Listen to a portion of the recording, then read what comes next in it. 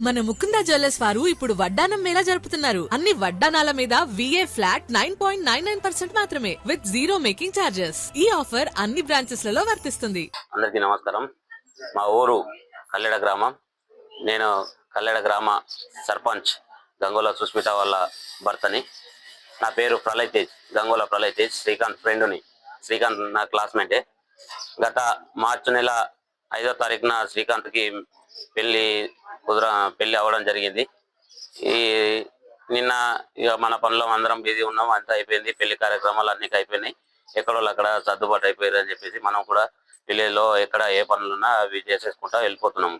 అయితే నిన్న సడన్గా ఏదైతే మొన్న శనివారం రోజున మధ్యాహ్నం 2:30కు శ్రీకాంత్ వాళ్ళ బావ కాల్ చేసి కొద్దిగా ఇంటికి రావా అని చెప్పేసి నన్ను కాల్ చేసి రమ్మని చెప్పేసి అన్నారు. సరే వస్తున్నా అని చెప్పేసి ఏమైంది మరి ప్రాబ్లం ఏంటంటే ఇట్లా శ్రీకాంత్ వైపు ఇట్లా ఊరేసుకున్నది, మరి ఏమింది ప్రాబ్లం ఏంది అసలు అర్థమవుతలేదు అని చెప్పేసి చెప్పాడు. ఇక రాగానే నేను అన్ని చూశాను, చెప్పాను వీళ్ళకి కూడా.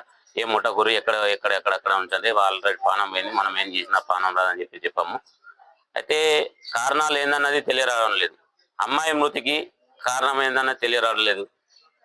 ఆయన గల్ఫ్ దేశాలలో పనిచేసి దుబాయ్ రిటర్న్ అయ్యి ఇండియాలో సెట్ అయ్యిండు. సంబంధాలు చూస్తున్నాం, పెళ్లి సంబంధాలు చూడంగా అమ్మాయి సెకండ్ మ్యారేజ్ అని తెలిసినా కూడా అమ్మాయికి లైఫ్ ఇద్దామని చెప్పేసి మ్యారేజ్ చేసుకున్నాడు. మార్చి 5వ తారీఖు నాడు చేసుకున్నాక అమ్మాయికి కొద్దిగా ఇల్లు పడక ఏదో నచ్చక అంటే నిర్మల సెట్ అవుదామని చెప్పేసి అని అన్నారు. నిర్మల్లో మెడికల్ షాప్ ఉంది, మెడికల్ షాప్ రన్ చేస్తాడు అబ్బాయి. అక్కడనే రూమ్ ఉంది, అక్కడనే రూమ్స్ కూడా చూసుకున్నారు, సామాన్ కూడా షిఫ్ట్ చేసుకున్నారు.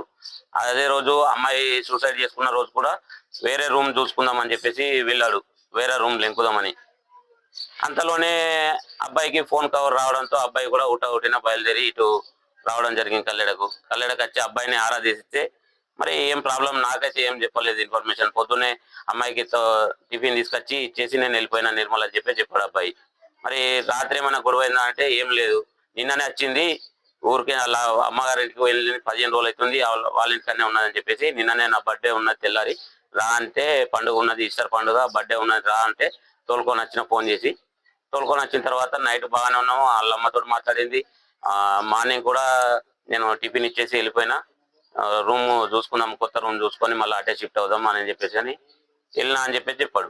చెప్పిన తర్వాత ప్రాబ్లం ఏంది, మరి ఎక్కడ జరిగింది, అమ్మాయి సూసైడ్ చేసుకోవడానికి అంత కఠిన నిర్ణయం తీసుకోవడానికి కారణం ఏమున్నదంటే, మరి అక్కడ వాళ్ళ బంధువుల తల్లిదండ్రుల ఇంటి దగ్గర మరి ఏమైనా గొడవలు జరిగినాయని చెప్పేసి వాళ్ళని ఆరాధిస్తే, వాళ్ళ నాన్నకు నిన్న ఎప్పుడైతే సూసైడ్ చేసుకున్న తర్వాత వాళ్ళ నాన్నకి కాల్ చేసి, వాళ్ళ బావ కాల్ చేసి గిట్లా జరిగిందా, మరి ఏమంటే మరి ఉన్నదా పానం పోయిందా అని చెప్పేసి అంటే నిర్లక్ష్యంగా అడగడం జరిగింది. నిర్లక్ష్యం చేసి అడిగిండు, ఉన్నదా చచ్చిపోయిందా అని చెప్పేసి అట్లా మాట్లాడిండు. అంటే మాట్లాడిందంటే అక్కడ ఏదో జరిగే ఉంటది. అటువంటి కారణాలు తెలియకుండా ఇక్కడైతే అబ్బాయి దగ్గర ఎవరిని అడిగినా, గ్రామంలో ఎవరిని అడిగినా అబ్బాయి ఎట్లాంటి వాడు ఏందన్నది చుట్టుపక్కల వారు తెలుస్తుంది. ఇదైతే ఈ చుట్టుబంతిలా ఉన్న ఇల్లు ఇంత చీమ అంటే ఏదైనా శబ్దం టిఫిన్ డబ్బా పడ్డా కానీ శబ్దం పక్కింటోళ్ళకి వినబడుతుంది.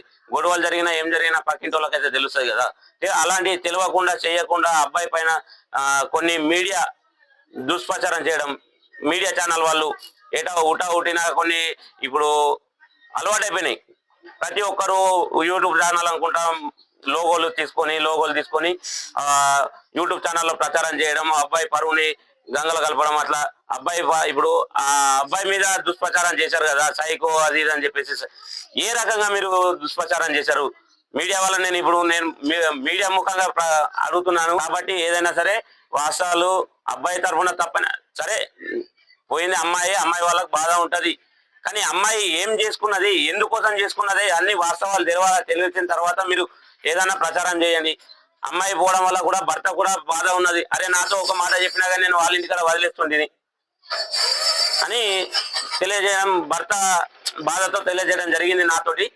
సరే ఏం జరిగినా కానీ వాస్తవాలు తెలుసుకొని ప్రచారం చేయాలా, కేసుని ముందుకు సాగించాలని చెప్పేసి నేను కోరుకుంటున్నాను. మా ఊరు కల్లెడ, నా పేరు పద్మ.